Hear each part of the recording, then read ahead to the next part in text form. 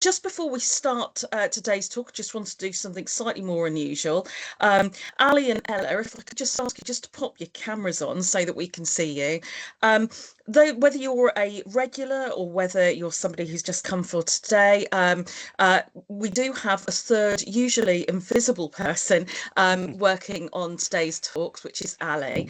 And rather sadly, today is Ali's last day. So I just Boo wanted to hiss. say a big thank you to Ali for all the work that she does behind the scenes. If it wasn't for Ali sending out invites, making sure we get online, okay, frankly, it would be me and John sending carrier pigeons to each other about our favourite bits of history. And none of you would ever hear the wonderful things John has to say.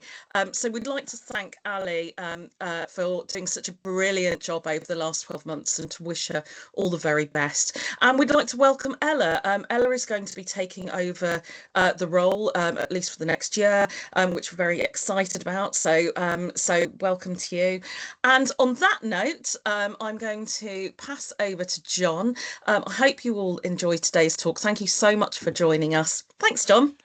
Thanks, Gemma. I like the delectable bit. Very good. And again, big thanks to Ali and welcome to Ella. We're going to take over because we literally couldn't do this without them. We're IT Luddites, really. So we'll get straight onto the talk when it works. There we go. So this one is all going to be about watermills. They've been a feature of our landscape for centuries, and there's a couple of paintings there from John Constable. His mill paintings were wonderful.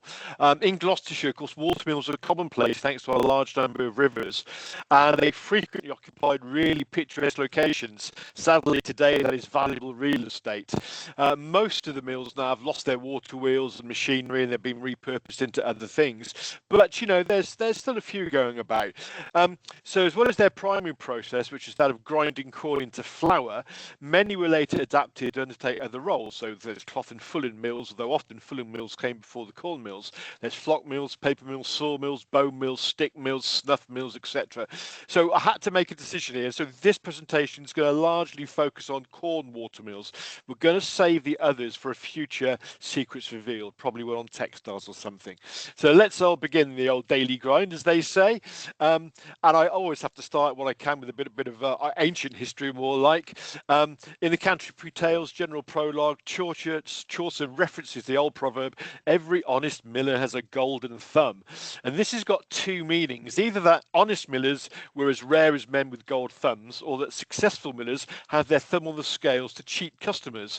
And the miller in the Canterbury Tales, Robin, he's very dishonest. He does put thumb on his scales to cheat his customers, therefore taking more money from them and enriching himself. And we probably might remember it. Well could he stealing corn and tollen thrice. He knew well how to steal corn and take payment 3 times.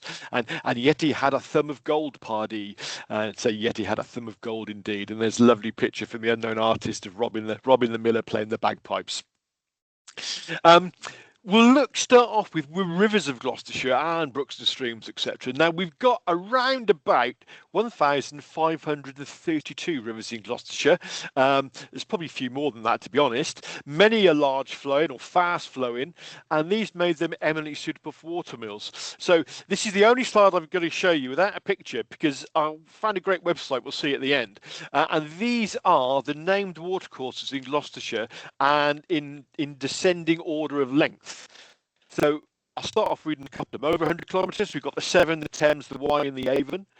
Over 50 kilometres, the Windrush and the Evenlode. Between 49 and 20, Colne, Leiden, Churn, Frome, Leach, Little Avon, Cole, Isburn and River Chelt. And I won't come and read them because you'll see just how many there are. And this really surprised me. I hadn't realised quite how many rivers we had. And that's quite, in a way, how many well-known ones are actually shorter than you think. Primarily they're shorter because they obviously become tributaries of other larger ones. And if you go onto that waterwaymap.org and go to Gloucestershire, you can find a full list of the locations. It's a fascinating little website. They think there's about in total of about 3,000 rivers in Gloucestershire, with about 1,500 not actually having a name of some sort. So a quick look at the very natural history of our rivers and streams. So our riverine habitats and waterways have been great for wildlife in the past. The most important work really was a 1976 report by the Gloucestershire Trust for Nature Conservation. This looked at 25 of the county's rivers and river systems. It examined plants, aquatic invertebrates, birds. Sadly, they weren't able to analyze or survey animal and fish life. They made a few notes, but they couldn't do as much as they wanted to. One of the key conclusions of this report was that pure water is a fundamental requirement if wildlife is to flourish. And at the time, the Colne, Churn, Leach and Windrush, our wonderful Cotswold rivers, were all found to be outstanding in all aspects of their wildlife and environment. 1976. Space Precludes given a really good listing of what we had in our streams, but these are perhaps the most notable. So you've got brown trout, grayling, chub, dace, sticklebacks, stone loaches, sticklebacks, white-quilled clayfish, dragonfly, damselfly, mayflies, caddisfly. All these are really good indicators of good water quality. And I got to include this. So I didn't mention it above, but you've got the bullhead or miller's thumb fish, large head, tapering body, found in clean, well-oxygenated, stony waters of streams, brooks, and rivers. They're crepuscular. I love that word. Means they feed at dusk and dawn, not at night or not in the day, but at those times. And they spend their days hiding under rocks, trees, and branches. They're quite fierce predators for their size. They feed on invertebrates and tiny fish, but of course in turn they're preyed on by trout and kingfishers. And we know they spawn between February and June. The eggs laid under these stones or pits, and the male guards them and cares for them attentively. And he will chase off bigger fish who try to eat them. Now you think, well, have I got this there apart from the name? Well, essentially, there's a great bit of folklore and etymology with the miller's thumb. Millers were constantly feeling the flour that came out of the mill to judge its fineness, and most did this so frequently that became flat and calloused. This is why the bullhead fish, with its squat head and tapered body, came to be known as the miller's thumb. And you can see in that picture there, there's a typical thumb and there's a typical miller's thumb or bullhead, and it's quite similar. As well as the animal life, we've got great water plants in our rivers. Yellow flag iris, meadowsweet, water forget-me-not, burrweed, bulrush, and also streamside trees like alder, while aquatic plants include water crowfoot, which is a wonderful plant, and water moss, if you can see it. I love this photo. It's a typical Cotswold riverbank. There's meadowsweet, willow herb, rushes, and others. It's at Lechlade, taken in 2022 by a chap who basically works on the rivers there, sort of thing, and looks at them. I just love that photograph. Sadly, it's not to be. Back in 1976, prior to the privatisation of the water industry, our local rivers were all healthy, and just two, the Lower Chelt and Cannock Brook, were below Class 2. Class 2 meant that they couldn't support most coarse fish, and their water wasn't suitable to be used as drinking water, even after treatment. So just two of those 1,532 rivers. Today, we know it's horrendously different. Though the high upland Cotswold headwaters for the first few kilometres by springs are mostly good, but as they flow downwards, they're hit by sewage discharges, agricultural runoff, agricultural and domestic pesticides. As an Environment Agency report released early this month, it found just 14% of British rivers are environmentally healthy, and not one passed the test for chemical pollution. So they are all today polluted. Our glorious rivers, Churn, Leach, Windrush and Carn, are all judged to be in a mostly poor condition. And if you want to see how bad it is, I urge you to watch Channel 4's Dirty Business on recently. You'll be shocked, saddened, and hopefully really angered at the state of our water industry and what they've done to our waterways. But we'll move aside. Let's go back to the main subject. Most important consideration for most watermills was the seasonal water fluctuation, where they can have too much water in winter and too little in summer. And to alleviate this, most mills had some form of water management, usually by damming the rivers to make mill ponds or creating man-made channels called mill leats. And leats would take water from an upstream section of the river and sort of canalise it and make it sort of more concentrated, if you like, and carry it to the mill. This is a little map showing Henwood Mill near Sapperton on the River Frome, and you can see there the upper blue line is the leat and the lower one is where the actual natural course of the river is. Now, mill leats could be quite long. They often ran along contour lines, but they often utilised weirs as well to help ensure they had a steady flow of water. And this is a couple of weirs on the River Chelt I took the other week, and they just used there to help sort of regulate the water flow going through the river. This is probably the best local example. This is the mill leat for Arlington Mill. And if you have a look at this map, you've got sort of Ablington at the top, at the top, and then you've got Bybury bottom left, bottom right with Arlington there. The actual leat is the left hand of those two blue lines. So you can see how relatively free of deviations in meanders it is. The actual River Colne is, you see it on the right there. You can see already there's several meanders in there. It mooches around. So this Arlington Mill link takes the water, concentrates it and delivers it to the mill. Because of this, that has three parts. You've got what they call the head race. This is the upper section that channeled the water to the mill. And as I said, these could start many miles away sometimes from the mill. On these, you often had sluice gates to help control the head race water flow, manage water levels and prevent flooding. So you could actually open these to, if there's too much water, it'd drain off, usually back into the actual river. You then had what they call the mill race. This is the section that passes through alongside the mill that flows into the water wheel, basically. And then finally you had the tail race. This was the lower channel that took water, used water away from the wheel and fed it back into the main river. And here's what this is. Here's a picture of Arlington Mill at Bybury. The River Colne's there in front of us, and the mill's at the background, so the leat feeds into that. This is the head race, looking from behind those trees there. You can see there's sort of the arch where the water flows into the wheels. And then this is the tail race. Of course, the tail race at Bybury in Arlington is actually Arlington Row, which is where they used to actually wash fleeces in that sort of slower flowing river there. We also get mill ponds, of course, so head races often fed into the reservoir called mill ponds. This acted to store water so that constant operation of the mill could be had. And there's some pictures here, primarily from the Gloucestershire Society of Industrial Archaeology and one from the National Gardens team, of typical Cotswold mill ponds. So Burton Mill Pond is at Ross and White. Okay, it's not quite typical Cotswold, but you get the gist. Then you've got Blockley Mill on the upper right, Upper Ley Mill, bottom right, and then on the bottom left, you've got Snugborough Mill at Blockley. Cobbley Mill is a great example. It's the highest mill in the River Churn. Didn't need a leat at all. It took river water direct, but it was dammed to create a mill pond. And you can see a sluice here would control the mill pond's level, so you could let more water out into the river or not. And then the tail race, which you see on the right-hand side there, rejoined the river about 100 metres downstream. And this method of water management became very, very common practice for many mills. Let's dam it, divert the flow, and we can utilise it that way. It was also cheaper than actually digging a leat all the way. Preston Mill is another good example. This is where the river was a dam built to create the mill pond, but it also got a very long canalised head race or leat to feed it. This is because it took lots of little streams. You can see the blue marks on the fields all feeding into it. So again, it's another good example. And this is your typical English mill pond, a peaceful haven for wildlife, despite the fact it's doing a lot of work for us. You've got to sort of note the level, basically, of the pond and the mill's roof.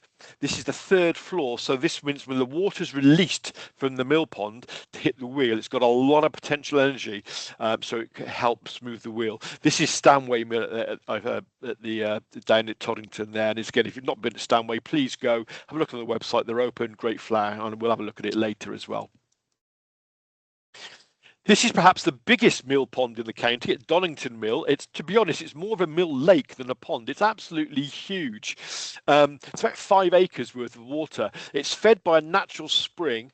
It's stored in the mill pond. Then after the water passes through the mill, it forms the River Dickler and then goes on. And then literally, if you have a look at this picture, look at it carefully, the actual land is at the very bottom. The sort of the line of green halfway up is pondweed. So basically, it's a lot bigger than it looks. So sluice gates were used to control the flow of the water into the mill leat and or the mill, but also from these into the mill itself. This is a lovely photograph of Brookhouse Mill from courtesy of the Gloucestershire Society for Industrial Archaeology. You can see the sluice gates there, how good and powerful they were. They also tended to act as starter for the mill. As one opened, they allowed water to flow into a channel called the launder and then onto the mill wheel, starting to turn it. Many mills also had a control wheel in the mill which governed the amount of water flowing into the mill wheel and therefore helped govern its speed, which in turn regulated the speed of the mill's grinding wheel, which was quite important. This is the head race sluice at the top of Stanway Mill. So when closed, it diverts water over the small weir, which you can see clearly on the right-hand image there. But they can be adjusted, so you just get a trickle of water going over that weir, which is enough to keep the mill pond topped up and not drain or become empty. So some mills were part of more complex water management systems. This is South Cerney Mill. It's a good example because it was at the heart of a series of water meadows. Now, water meadows are a historic agricultural practice that used a network of channels, ditches, and sluices to float or drown the land with a shallow layer of flowing water, typically about an inch deep. This was a springtime practice used to warm up the grass, deposit nutrient-rich silt onto the soil, and this stimulated early grass growth, which is known as called early bite, and it essentially allowed farmers to keep more livestock through the winter months, which would otherwise have to have been slaughtered because basically they didn't have the feed to keep them going till the grass was growing properly. So this sort of accelerated the process. And in these two pictures, I couldn't get it on one because it's too long. If you look at the bottom picture, you can see hatch C, and on the top one you see hatch B. So the actual mill is to the sort of the top left of the main map. But you see all these meadows were flooded, and it still continues today as well. It's just a practice used today, although not here because most of these meadows now are under the Cotswold Water Parks. There's another really nice one, a map of Mill Pond at Poole Keynes. You can see they've actually canalised the whole thing. It's just one small channel going through there is the actual main river. But the mill pond goes through, and then there's a big sluice, if you look carefully, to allow water out. What I also like about this one is the added bonus of being described as a fine trout fishery. God, I'd love to get in there with a fly. It must be brilliant. So we tend to forget that prior to the advent of the steam engine, mechanical power was achieved either by animals, ox or horse, or by harnessing the power of water or wind. Wind came a lot later than water did. It was, of course, free, and this meant that many rivers had lots of mills along their length. I've just taken two quick examples here. In the 1880s, the 12.5-mile River Chelt had 11 mills from its source at Dowdeswell before it entered the Severn near Wainload. Another impressive one, and it proves that rivers weren't dependent on their size either, is the small River Isburn. Another 12.5-mile long river runs from Cleefield to a confluence with the Warwickshire Avon at Evesham, and then it flows obviously down through Tewkesbury into the Severn. It had 22 mills along its length or along its tributaries, so you can see how well used these rivers were. We also had tide mills. So a tide mill is a natural water mill driven by the rise and fall of the coastal tides. Basically, you build a dam across a tiny inlet estuary, put the mill there, and as the tide fills up the mill pond, you can hold the water and release it slowly to turn a water wheel. And this is a Moulin à Marie at Tregastelle in Brittany. I took it about 10 or 15 years ago, actually. I hadn't realised what it was. I just liked the building, but then I realised it was a tide mill.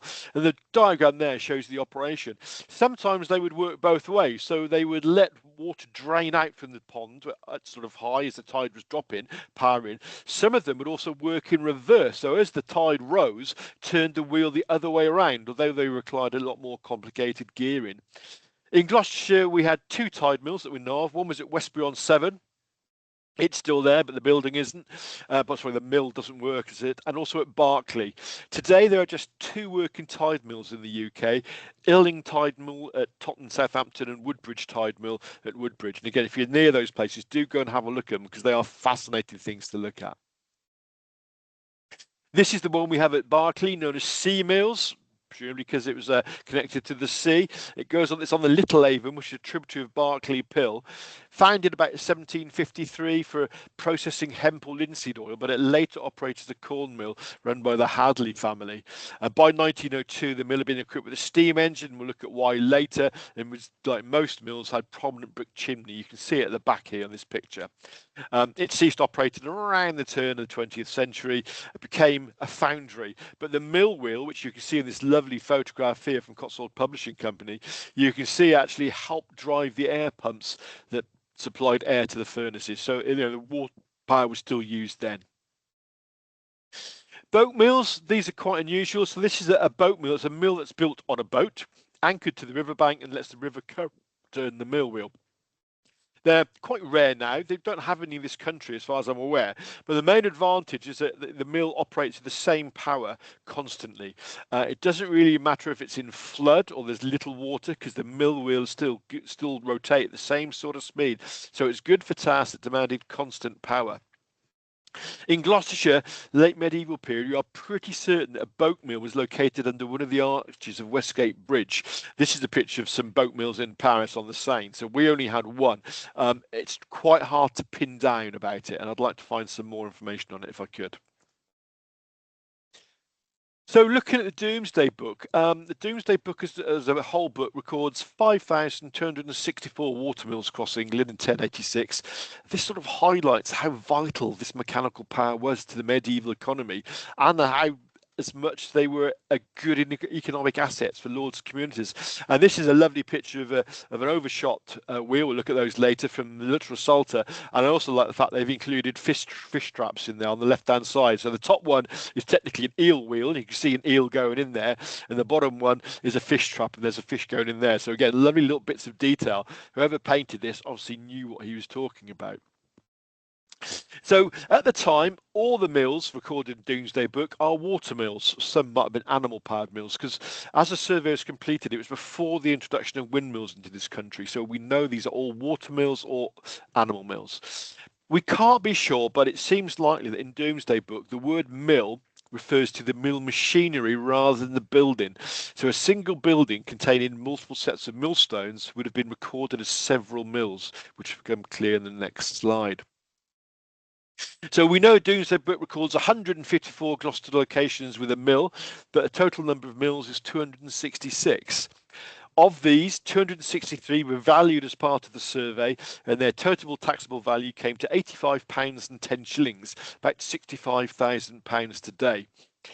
Average value was £6 11 pence, about 255 quid. The highest value mill seems to be the one at Shipton Moyne, which was valued on its own at 12 shillings, about 440. Now, whether this is because it was a bigger mill, did more work, or because it was in the middle of the wheat country of the Cotswolds, we're not sure. But again, if you go into woodmillworld.com, there's a breakdown of all these figures. It's very interesting reading. So the first recorded mention of mills in the county are found within the Domesday Book. This is the entry for Cheltenham. It lists mills 5 times. It's typical. If you have a look at, this is obviously the medieval Latin. You can see in the middle of the thing there, Mellini. That's Latin for mill. And you'll see it again, sort of the bottom right, third line up. I'm not going into detail on this, but essentially translated, there you go. There are 2 mills of 11 shillings and 8 pence, so each mill is roughly sort of 5.5 shillings. And then there's another one with 3 mills. So the 3 mills, 2 of the King's mills, which are described above, and the third's the Stewards, and there's another play team. So this is the sort of thing you get in Domesday, and it's quite interesting and revealing. So in the archives of Gloucestershire, the earliest reference to mills is this archive, the Guise family of Elmore, Hynham and Rencombe, and it's a grant dating from 1200 pertaining to the manor of Rencombe, and was made between Thomas de Mars, knight, to his son and heir William de Mara. He's basically given the latter homage and service from various properties in the manor, excepting the homage and service from mill in Cernay, which was then in the hands of Peter Pincerna. Presumably this was because this mill was too valuable for Thomas to let go, I would imagine. And if you have a look in there, if you look to roughly the centre cross on that deed, go up 2 lines, and you can see just to the left, Molino e Domenico de Cernay. So that's the sort of the critical bit there. Have had a look at this. I think this grant probably refers to a forerunner of this mill in North Cerney, which is still there today. The former mill and miller's house, classic L-shaped plan there, built in the 1750s, this one, most likely on the site of an earlier mill. There might be some more original material in there, we don't know, but it housed the mill in the south gable end. So look at this picture from the Gladys Davis photograph collection, the GSIA again, the mill's on the building you see on the right there. Where the head race ran through the mill, it passes under an arch, segmental arch, which I've taken a photograph there last week. You can see it there. You can see the door is the same one. Today it's a private house, and the machinery, none there, is all moved to Arlington Mill in the 1960s. But again, you know, it's private property, but it's nice to look at.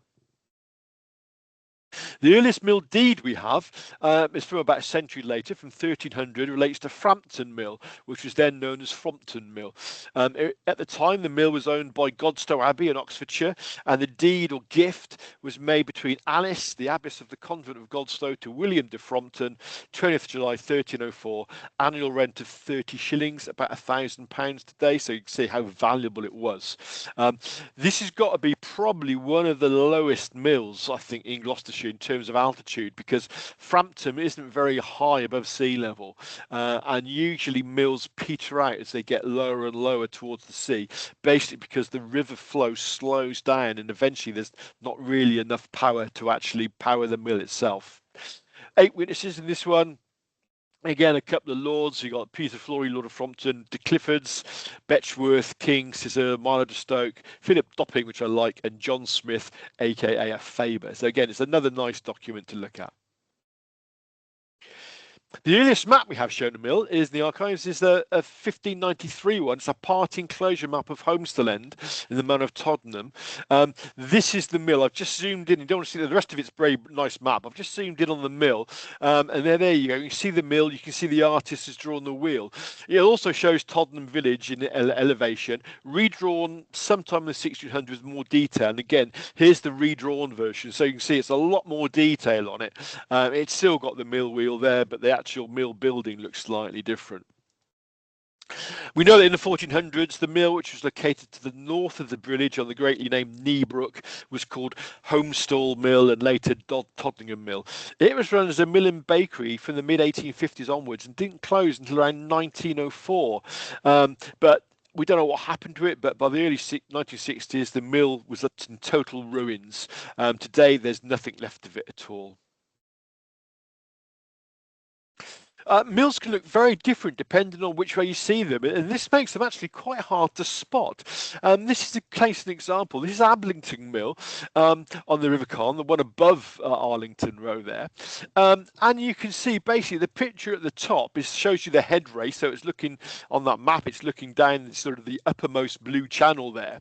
But the picture on the right shows the front of the mill, as we'd call it, and you know, unless take away that mill wheel there, and you wouldn't really know it's a mill. Primarily because the tail race is culverted right the way underneath the road and everything. So you know, but this is what you find with some mills; they can be quite difficult to spot. They just look like, excuse the expression, any old Cotswold barn stroke house.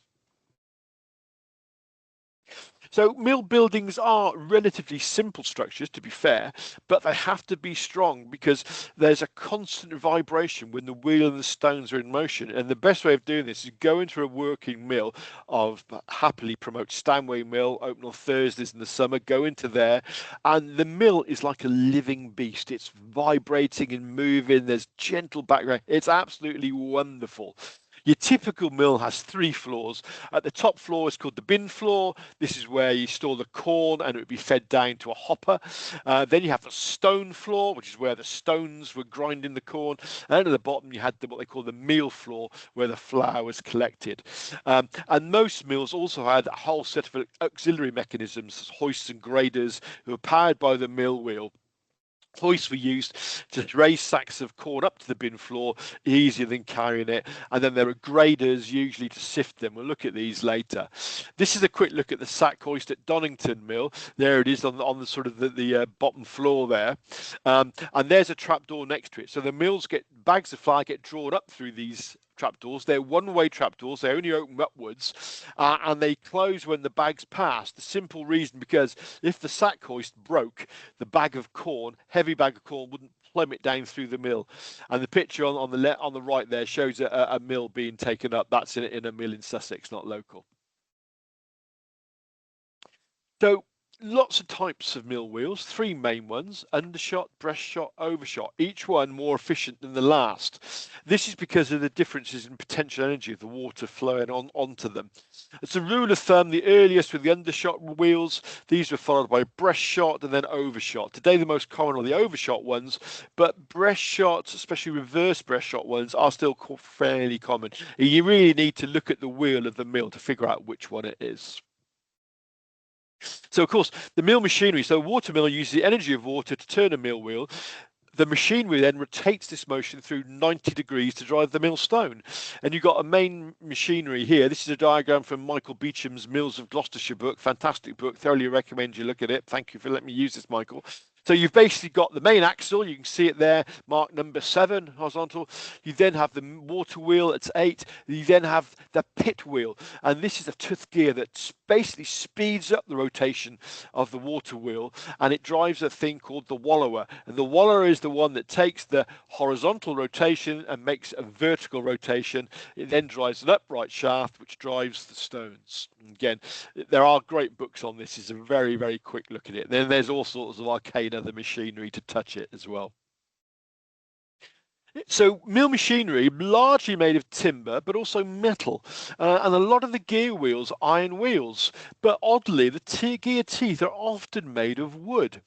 The reason for this is quite simply, over time, being turned and worked all the time, the teeth wear. And if you have teeth on a metal wheel, to repair the teeth means you've got to take the wheel out. So lots of these iron wheels actually had wooden teeth, because if a tooth broke or worn, you could quickly replace it with another wooden one. Again, these are from Stanway ones, ready to be put in. Hornbeam was the preferred wood for larger wheels, while apple or pear was used for smaller ones. And again, there's all sorts of folklore and history attached to these. It's worth bearing in mind that you don't think of this. Magic iron wheel, but it's got wooden teeth. So the millstones, one set of mill machinery has 2 millstones. You've got a bottom or bed stone. This is a concave rim, and then you've got an upper or run stone with a convex rim. Both of these are held in a circular wooden tun. Whereas the bedstone is fixed, the runner rotates, driven by a cross-shaped iron mill rind in the centre or the eye of the stone, which was in turn attached to the mace, which is attached to the vertical shaft. You'll see how terminology has loads of it. This is a view of the tun at Stanway Mill. Also at the top, you've got the hopper there, and this feeds corn into the wheel through a shoe and damsel into the eye. The runner rotates at about 80 RPM, give or take, and the grain is fed by gravity from the hopper and the shoe and the damsel. Now, grains fall into the eye. They are then caught by the tiny gaps between the stones where they are cut. They're not technically crushed or smeared. They're cut, and then the flour is ground out. And this is done in furrows, and as the stone rotates, basically the flour works its way out to the edges, where it falls into the edge there and falls down the chute where it goes into the hoppers below. And this has got a great piece of entomology, a bit of folklore. So in the shoe and damsel assembly, the damsel is the upright vertical bit. You can see it there. It's a cam spindle. Every time it turns, it knocks the shoe, which is the horizontal bit there, shakes it a little bit. And this causes a bit more grain to run down the shoe and fall into the eye. So you can hear it like click, click, click, click, and you can see this little shoe vibrating all the time. So this actually inspired the term the damsel in distress, believe it or not, because historically it referred to a bell mechanism that ran out when the grain hopper became empty. And it's basically telling the miller that the grain hopper needs refilling because the damsel is in distress. It has got nothing more to knock. And of course, or more of a Hanna-Barbera, there's Penelope Pitstop and the hooded claw. I'm sure you remember that from the wacky races. So looking at types of millstones, there are two types of millstones. There's the solid ones. These are ones that are carved from one piece of stone. These are ones that Stanway here, spare stones. And then you get composite stones. These are from the Dean Heritage Centre. These are where pieces of millstone are glued together and held in place by an iron or steel band. Both types have the furrows carved on the surface to let flour get out, and you can see those showing up really well in these stones. What's interesting and perhaps surprising is wheat is quite hard, and it eventually causes these stones to wear out. So basically, before they wear out completely, there's a device called the tenterer, which is a screw-like device that actually controls the gap between the stones, and it can be used to adjust the grind to make it coarser or finer as required. So think back to your miller's flum. He's feeling flour coming out, thinking, oh, it's a bit coarse. I'll just tighten it down a bit, so he can move the tenterer, and basically it would then lower the gap.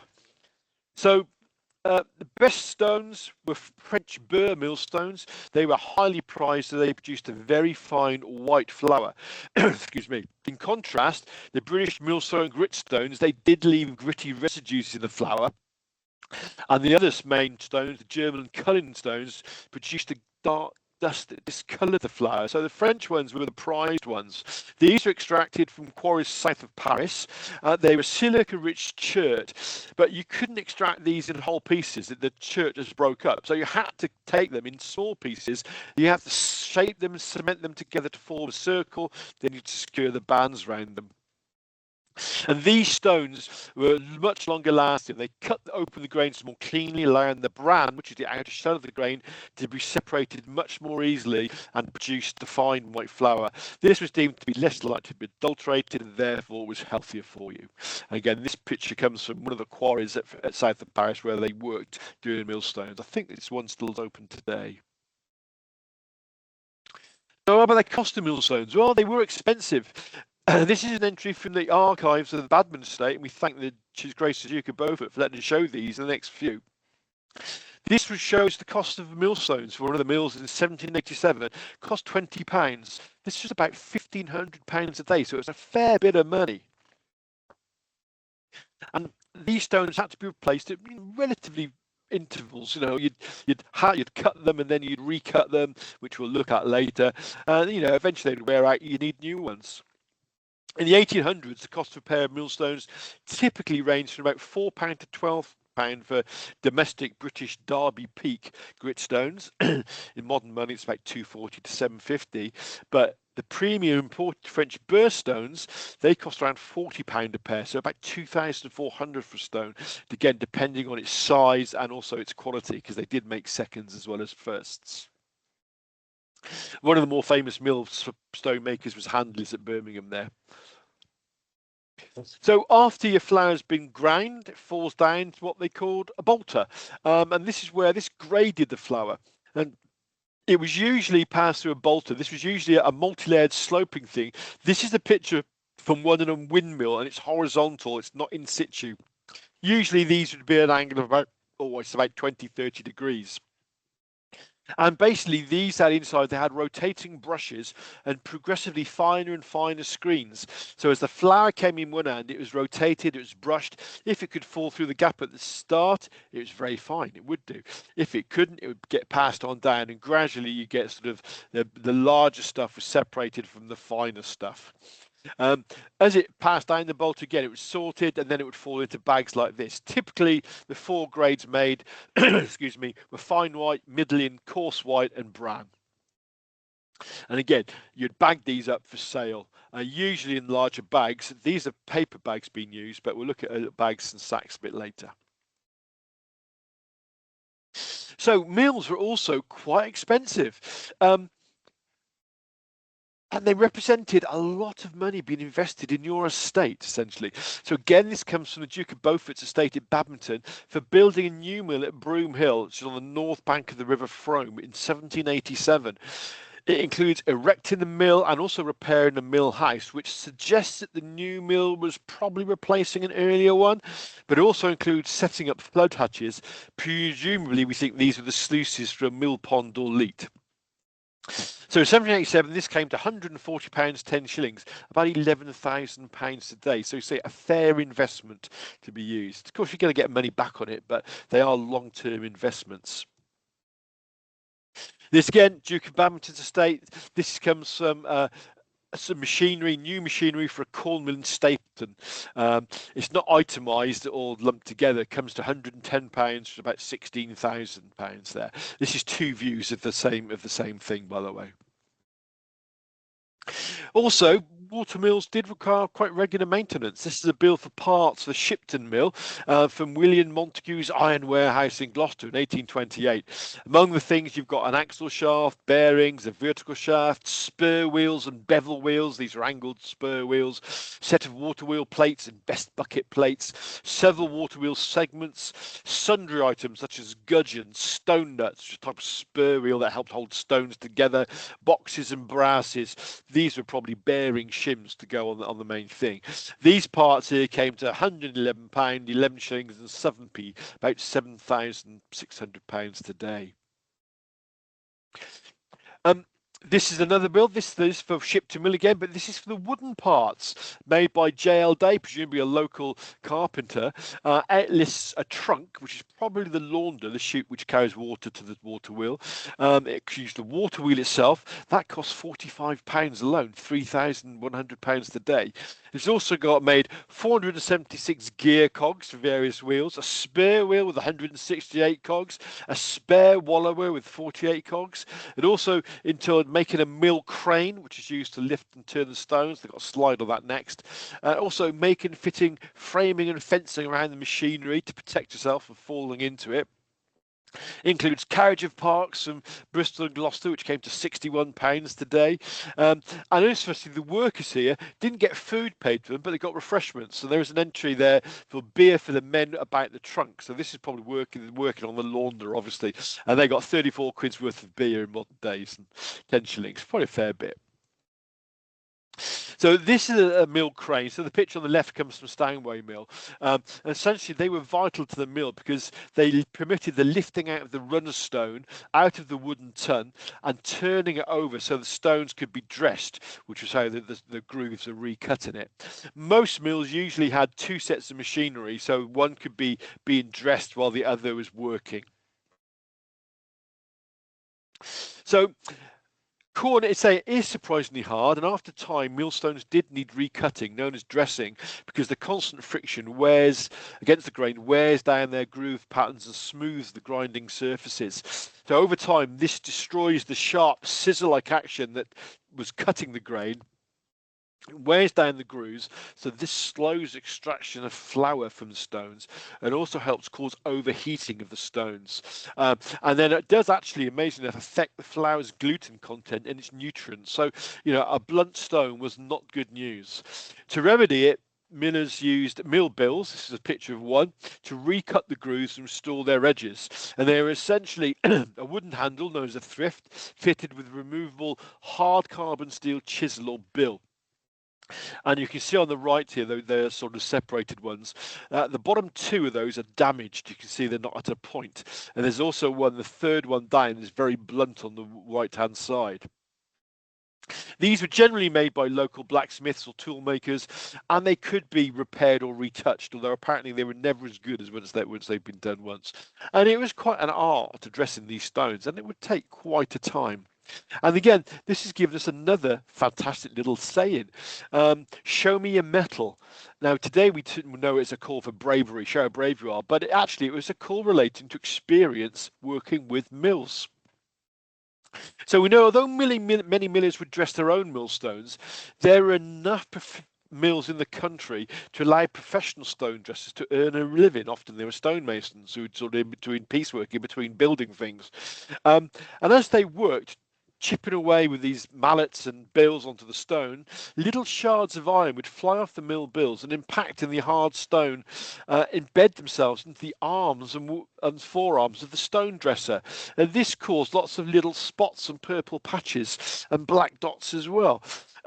So when somebody asked was to show the metal, the stone dresser would roll up his sleeves and show off the scars in his forearms as indication of his experience. Lots of scars and lots of little bits of metal in you meant they did it often. Very few, you were new to the game and you get charged less. So in the medieval period, most milling was done by toll. This is where peasants did not pay to have their coin ground, but instead the mill owner, often the local lord, took a percentage of the flour as payment in turn.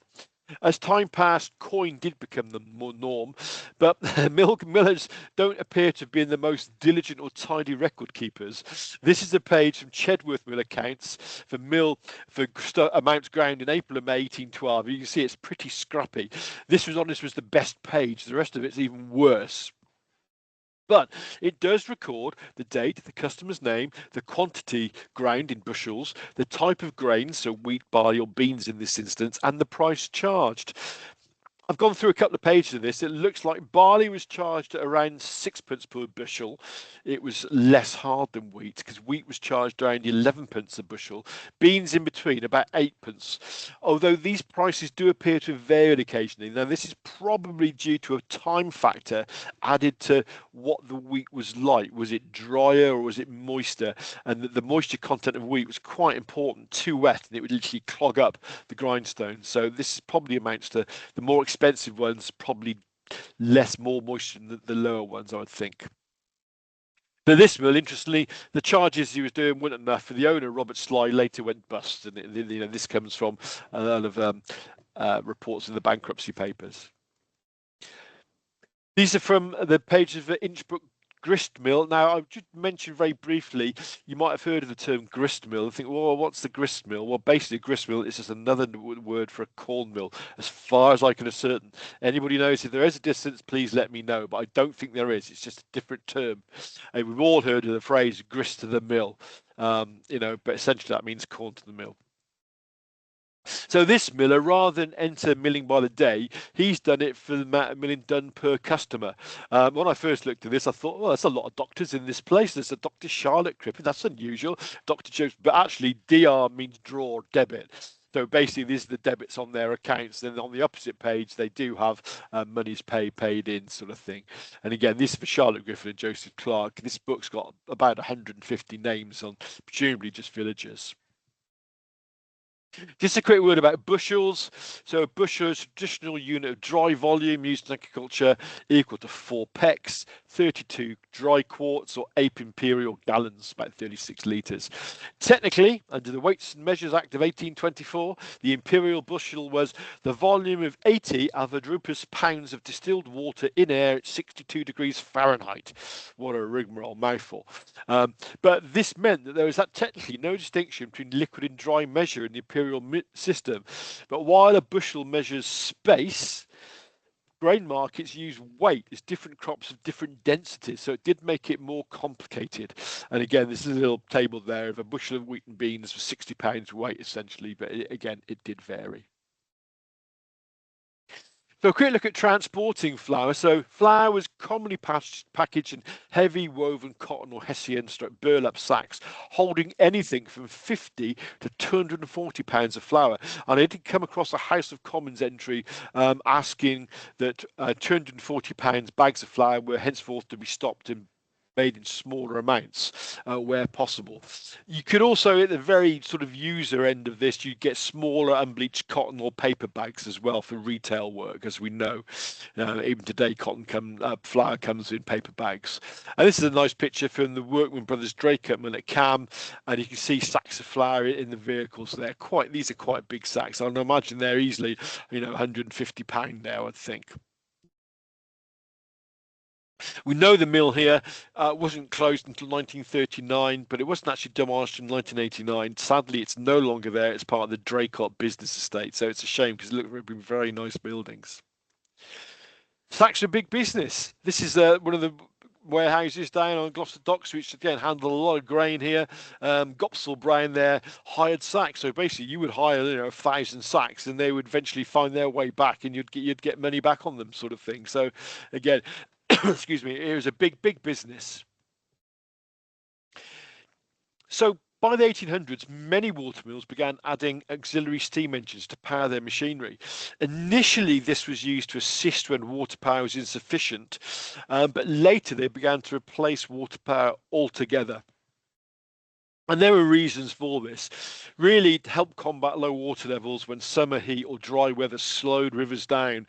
And this could stop mill production despite having water management systems. And today would be a good case in point. Even the regular rivers now are definitely slowing down.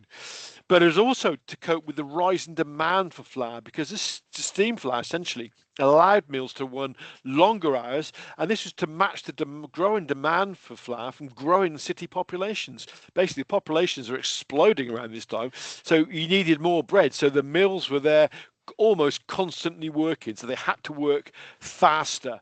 And this was an advantage of steam power, because the addition of steam power meant you could put extra millstones in your mill, multiple stones, therefore you increased your capacity. You also could run faster, so 80 RPM would actually may go up to 120, a lot faster. You're going to be able to grind a lot more corn. This had a bit of a drawback. Oddly enough, for most of recorded history, fires in watermills were almost unknown. This is primarily due to the slow movement of machinery and really irregular short working. You'd get mills being a bit busier at harvest, but then it would be sort of regular couple of hours milling here and there throughout the week or the month. But from the late 1850s, there were at least 76 mill fires in Gloucestershire. And Michael Beecham's done a lot of work on this, and in the latest edition of the Midland Mills Group magazine journal, there's a very good article on it. And mostly, when a mill caught fire, it was disastrous, because the fires would catch so quickly that the mills would be totally destroyed. A couple of photographs here of the Stroud Fire Brigade tackling fires at Woodchester Workmen's Mill in 1911 at the top, and then Grist's Mill in 1939. Sadly, you can't see the fire or the smoke, but there's the fire brigade. Why was this? Well, quite simply, because as the mills were longer hours, they had more machinery, they ran faster, they were also storing a lot more grain and flour. So this is why fires became common, because all this faster, higher speed, faster working began to overheat shaft bearings. And shaft bearings would often just erupt into fire before the miller realised it was going through the building. Then it would reach the corn and the grain, which was dry and powder-like. Massive conflagrations followed.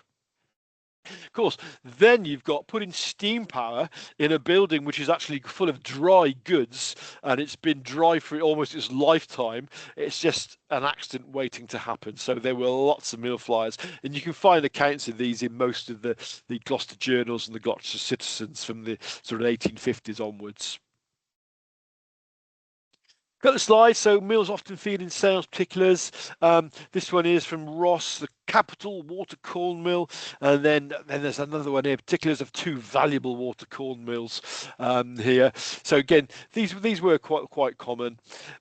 Very sadly, don't get a huge amount of detail about the mills themselves or their machinery. This is one that's slightly different. It's for the Staunton Mill Estate. And identifies the type of water wheel, i.e. its breast shot. That's it. Although on the preamble, on the information on the inside there, it does say that the wheel, the machinery had been recently reconstructed at high cost for the owners. So you get that, but you don't really get much else, sadly. I'll have a look at a few Gloucestershire mills now. Ones we've probably all seen, Hartbury Mill, the Leiden. There's been a mill there since the 12th century. 1500s was known as the Abbott's Water Mill. Had historical association with Hartbury Manor Estate, but it was sold out of the estate in 1919. And as a mill, it's a classic mill pond with a sluice controlling the water level. It actually only ceased working during the Second World War. And interestingly, it's an undershot wheel. So, not a very efficient wheel, but it seemed to be enough for this mill to survive. It's a Grade 2 listed building today, and it's got a 14-foot iron-framed undershot wheel with wooden paddles. Again, easier to work on, wooden paddles. One breaks, you can easily replace it, but again, not very efficient. The mill itself was restored in 1982. Today it's a private residence. So again, it's very visible driving on the road through to Hartbury, along past the, forgot the name of the bridge, Whedon Bridge there. Sandford Mill in Cheltenham, it's quite famous, it's well known, but probably not very well seen. One of two mills in Cheltenham, probably listed in Doomsday. The earliest representation is the 1615 map. This is the 1850 town survey. It had a mill pond on the River Chelt. The River Chelt was then diverted north around while the mill's tail race rejoined it about 60 yards downstream. Milling ceased in the 1900s. By 1911, it had become a farm and all the mill machinery had been stripped out. It was sold in 1929. By 1957, the mill house and its farmland was sold off. Much of the land was built on and the mill itself abandoned and derelict. In 86 to 88, it was converted to a private house. You see the photo of it there. Some alteration to the original building and its grounds. Sadly, the mill pond was filled in. I don't know why they did this, but they did. But you can see it portrays its mill heritage there from the sort of the door on the second floor and also the millstones there. Barrett's Mill in Cheltenham, again, it's further down next to Sandford Park, but very few people would realise it's there. It's hidden away from view. Again, it was listed in Domesday Book in 1086. Over the years, it was known as the Cambrai Mill, the Cheltenham Mill, and it once supplied all of the town's flour, but also managed water flow down the high street. So it had like sluices it could open to like flush the high street clean of all the crap that was built up there. And there are sort of accounts of the mill owner getting into trouble for not sluicing it more often than not. But you wonder whether there was enough water in the river at that time to do it. Interestingly, the mill race is set at 90 degrees. The head race is set at 90 degrees. So the mill comes down to mill pond. It then gets diverted 90 degrees to go through the mill. So in the photo above, the mill actually comes out of the face on the right-hand side there. There is a sluice on the other side, a weir, which is just a bypass. It's a nice place, lovely big lower mill pond there, which is odd sort of thing. And adjacent to that is this runnel, which is a cider mill. So this probably means it was also maybe used the mill to press apples, because at the time it was built, there are a lot of orchards around that area. And I went down there to look at this a couple of weeks ago to get these photos. And despite harbouring unacceptable levels of the four notorious toxic forever chemicals, PFOS, PFOA, PFBS, and PFHX, as well as the pesticide 2,4-D and the painkiller ibuprofen, as well as your agricultural runoff, urban drainage, sewage discharges from the storm overflows managed by Severn Trent just upstream, somehow fish are surviving. There's one here in the mill pond. It's a brown trout or chub, and if you look at it there, just on the terminator line of where the sunlight goes into shadow, you see a little line. There you go, there's the fishy. And he was swimming about there quite happily. Whether it's going to turn out to be a Simpsons fish with 3 eyes, I don't know, but it's good news that it's there. The rest of the chart on this section actually does support a fair bit of wildlife in terms of dragonflies and damselflies and birds, so there's a little bit around. The old mill, Lower Slaughter, it's the quintessential Cotswold mill, easily one of the most photographic sites in Gloucestershire after Arlington Row. Sits on the River Eye. This is the view from across the sort of the old bridge to it, basically. Again, dates to Doomsday. By the 1400s, it was known as Slaughter Mill. By 1700s, it's part of the manorial. It became independent of the manorial estates. Had been bought out. The breastshot wheel and all the mill machinery is still in situ.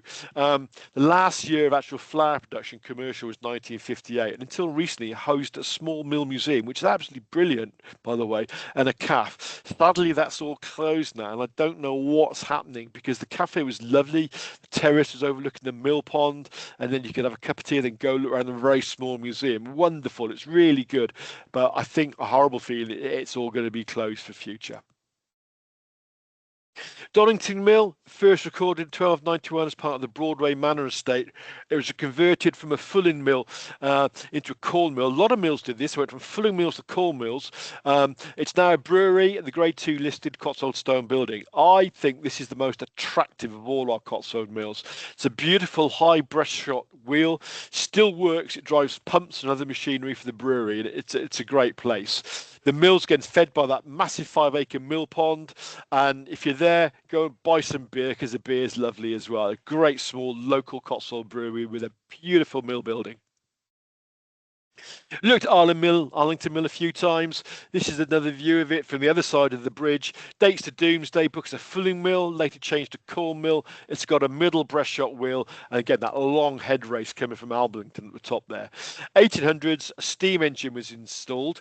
They found quite quickly that the building didn't like it, so they actually installed those huge buttresses to help support it, and then the stone chimney. Ceased working in 1907. For many years, it was a wonderful rural craft museum. That sadly gone. I don't know what happened to the stuff there. It's a real sad day. Today, it's a holiday home for about 15 or 16 people. Abbey Mill, built about 1100 in Tewkesbury on the Mill Avon, a large leak diverted away from the old Avon above the confluence of the Severn. For much of its history, it's part of the Tewkesbury Abbey, passed into private hands at the dissolution. 1793, it was enlarged with 4 undershot waterwheels. You can see the actual arches for them there. Remained in operation until 1920, closed due to competition from Healing's flour mill further north, and that itself only closed in 2006. And then we've got Stanway Watermill, established in the 8th century, really, really old, as a fulling mill. 4 watermills on the estate. These were used over the centuries. They've done all sorts. They've been fulling mill, they've done paper, they've done sawmilling, electricity generation, grind flour and grind animal feed. The mill today is fully restored as a working flour mill, as a beautiful 24-foot overshot water wheel made by Savoury of Tewkesbury. It's the 8th largest water wheel in England. Drives traditional cast iron and wood machinery, French burstones, and it produces the Stanway Watermill flour, which is used in wheat grown less than 1 mile away. So this is a really good local one. And if you go there, buy some of the flour, you will not be disappointed. I'm going to do this. Do you want to do something to stop river pollution? Non-political organisations, WASP, Windrush Against Sewage Pollution. They don't have to have a membership, but you can support them and fund them if you want. Surfers Against Sewage, SAS. I've been a member of this for 25 years or more. I used to surf in Cornwall a lot. Gloucestershire Wildlife Trust, again, fighting for our local environment and rivers, and the Canal and River Trust, they do both as well. So look at those organisations and please do, think about whether you contribute.